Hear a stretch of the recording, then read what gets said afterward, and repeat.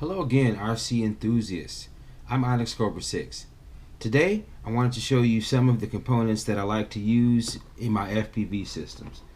These components work across the board, whether you're doing 12 scale, 10 scale, 16 scale, or what have you.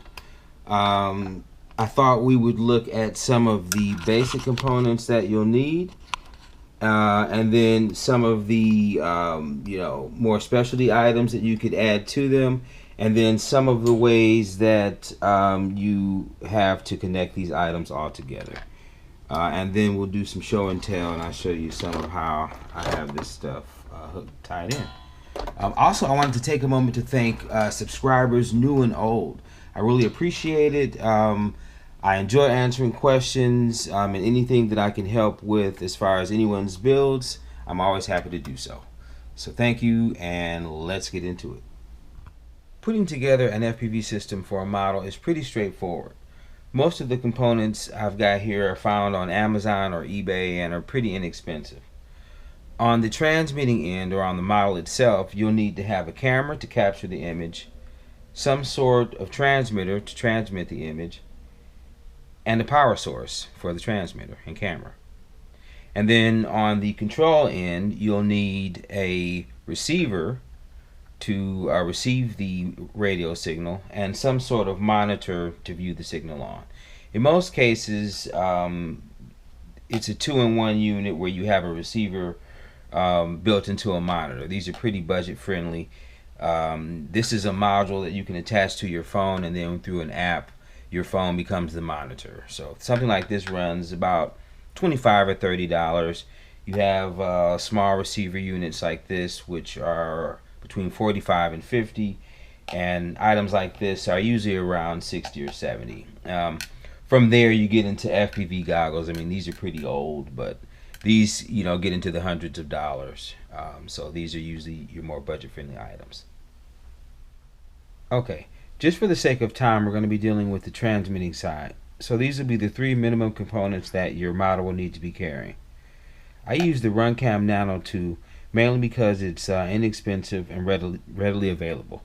I get it on Amazon for around $18 to $19, and it's pretty easy to work with.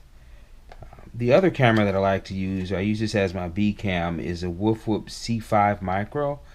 It has a 120-degree field of view. It's about $7.99 or sometimes up to $9.99 on Amazon. But once again, it's pretty easy to work with.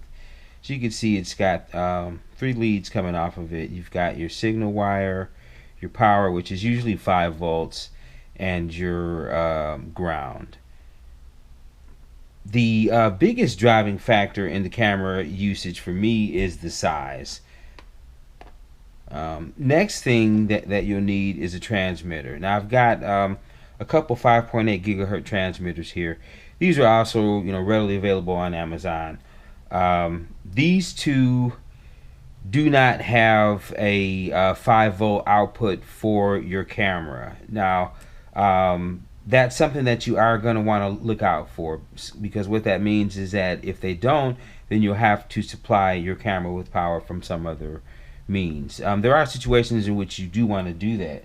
Say if you're using, sometimes I use my GoPro as a camera, and I can attach it to one of these transmitters, and because it has its own battery power, I don't have to worry about that. So there are some circumstances in which you want to do that, but for the most part, for ease, you'll want to find yourself one that also has a 5-volt output. Usually the transmitters will accept anywhere from I think 7 to 24. What does this say? 7 to 24. It's got writing on it. I don't know if you can see that or not. And it'll have your ground, your video, your ground for your camera, 5-volt for your camera, and a lot of times it'll also have an audio signal wire. Usually they have a little space in here for the harness to plug right in, so they're pretty easy and straightforward to use. You attach your power source to this side, and then your color-coded wires from the camera go to this side. Generally, I don't use the audio wire. I usually take that out. I usually cut this off, and you can pretty much use a pen and remove the wire from the harness pretty cleanly. But fun fact, even without that wire attached to anything, this transmitter has a microphone. So it does transmit sound. I'm not sure how, but it does transmit the sound. If you look at the videos of the truck, the sound is coming from this little microphone when it's inside the cab. So that's how that works. And then power source wise, it's pretty straightforward. You know, on the transmitter itself will be the max voltage, which usually it's around 24 volts. So your, you know, 2-cell LiPos usually work pretty good. This is a 400 milliamp, and that's an 1100. So with an 1100, you can usually go for well beyond the drive battery life. So you get a lot of usage and a lot of time out of that. Okay. Again, the biggest determining factor for me with the camera was the size. As you can see, I've got some of the figures here. We have a 12 scale figure. We've got the standard, you know, G.I. Joe. I think it's like 3¼ inch, and it actually makes a decent sized head on either. I mean, you can see it's a little bit disproportionate, but you know, it'll actually pass on either. And then in just the models in general, I've got one stashed in this tank here, and it just goes good in a lot of models. So you know, again, the biggest reason is the size, and like I said, you know, ease of installability, if that's a word. Okay, so you've got your 3 basic components of your FPV system all set up, and you want to add something to give it a little bit of flair. Servos, camera switching modules, switches, and the like are pretty easy and straightforward to add. All you really have to have is a free channel on whatever receiver that you're going to be using, and you need to make sure that the component that you're going to use is within the working range of the output of the receiver. But if those 2 things are in good shape, you're in good shape. I usually use somewhere within my builds a lot of times these 3 camera switching modules.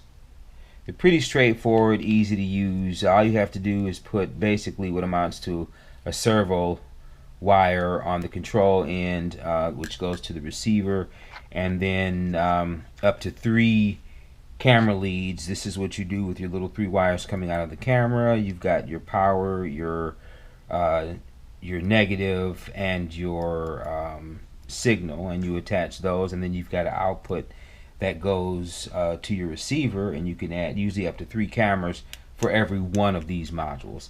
This is another one. This is around $15 on Amazon.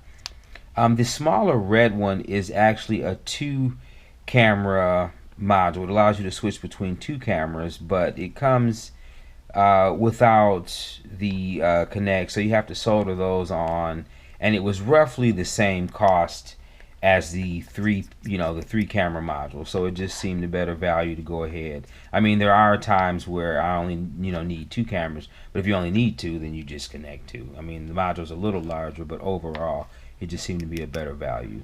But I mean, there is such a thing. Now, switch wise, you do have to take some care with your switches. You have to check the switch data sheet to make sure. This is one of those cases where if the output range of the receiver is higher than what the switch can handle, the switch will simply not work. So I use these, I guess it's Electhawk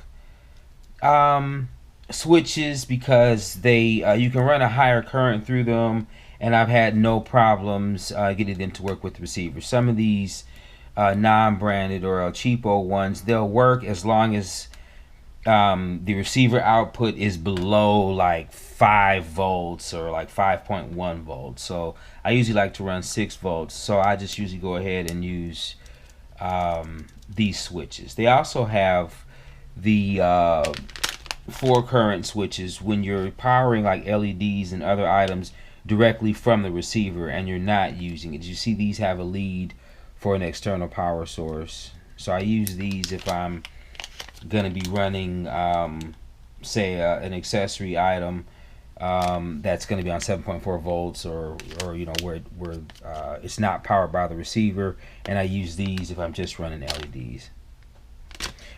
These switches run for around $8.99 on Amazon. And likewise with the servos, I like Metal Gear servos just for quality's sake, and their voltage range is usually higher than the plastic geared servos, so I tend to run with those. Okay, and just a quick word: there are many ways to connect your components together. I mean, obviously, small gauge wire is going to be something that you use a lot. There's, good old-fashioned soldering, which requires, certain tools within itself. There's, stripping wire and using, shrink wrap, or what is it, shrink tubing, is, fairly decent manner to get things done too. Now, depending on how often or how many of these connections you're going to be making, it's not a bad idea to invest in a crimping tool. These come in really handy.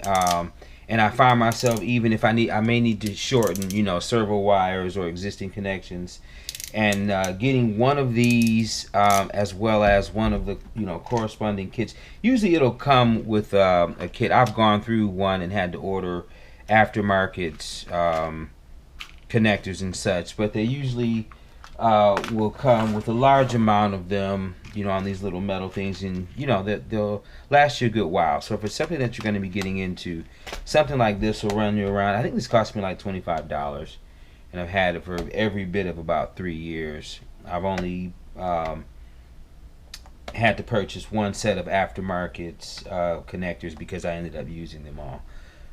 But any one of these, this is another one of my favorite weapons of choice, which is it's the 3M dual lock fastener material. You can cut it to just about any length. It usually, I buy it in these rolls because I use that much of it. But it's pretty good. They have different strengths. I think this one will hold around 11 pounds, but they have one that's even stronger than that. But it comes in really handy. You don't have to worry about which side you have, like Velcro. It lasts a lot longer than Velcro. Eventually, it's got these little plastic mushrooms, and eventually they wear out, but I haven't actually had it yet.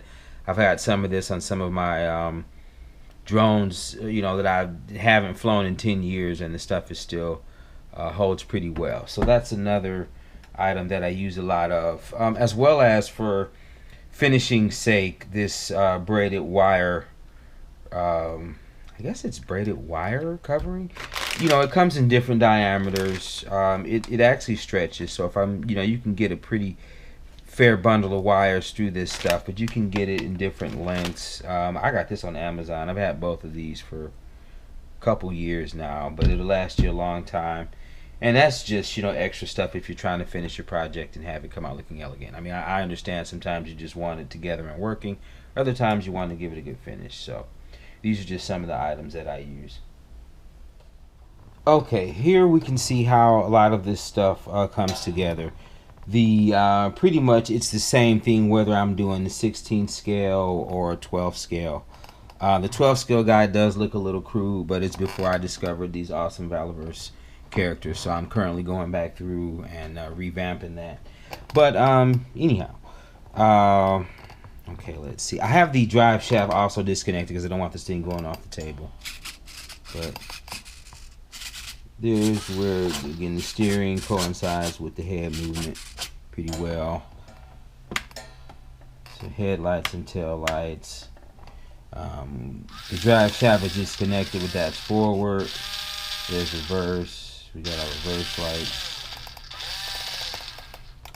See the driver, when operated from this switch, of course, it's independent of the wheels, so you actually have a greater range of motion using the knob. And then in this case, I don't have 3 cameras attached to this particular model. There you can see where the wiring comes out of the camera, and in this case we've got it just going directly into the transmitter. There is no 3-way switcher, but if there were, it would be spliced in right between those wires. But of course we do have our power source that is running both the transmitter and the winch. In this particular case, I have the winch wired with a light to where when it's running in one direction, that that, you can see it's being extended. We get a green light in the cabin, and then when it's being retracted, you get a red light in the cabin. So I mean, same basic tricks as doing reverse polarity for the backup lights. Same principle. On the ESC, where is it? Yeah, on the ESC where it goes, actually right before it outputs. In this case, I have a winch on here, but you could actually put any electric motor on there. But basically, right before it outputs, I have the red light, green light, so that when you're in there, you can kind of now have a better idea of what's going on. Whoops. Because sometimes, you know, if this is in the cabin, you're not sure what's happening. So, got red for coming back. All right. So anyhow, and likewise, there is our Fly Sky. You can actually still do this with any receiver. I just prefer this because it gives me 10 channels. Speaking of which, okay, yeah, I've got my lights on there on a separate switch. And then over here, we still have the transmitter. Obviously, I have the camera aimed at my stomach, so we're not going to film that. But more or less, there's all of the models. And like I said, you can, any model or any place that you can find within your model to hide these components, pretty much you can do as you wish. And I kind of like that. I really enjoy this hobby and making the models kind of my own.